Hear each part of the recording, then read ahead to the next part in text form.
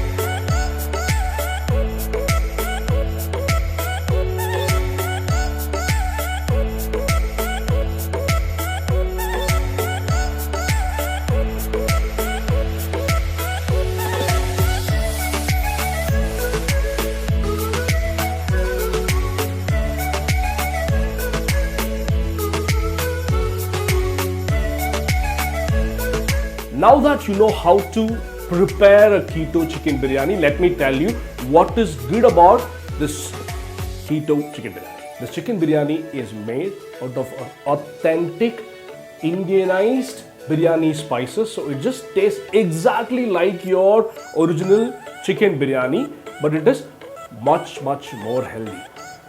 This chicken biryani is made not of rice but of cauliflower. You saw that. So it means that it is less in carbohydrate, so aids weight loss. We made it with very little oil. You saw that. So it is much more healthier than your regular biryani. This keto chicken biryani is rich in vitamin C and also is rich in micronutrients like potassium, copper and folate. On the contraindicative side, this recipe should be avoided by people who have gastrointestinal problems and who are hypothyroid.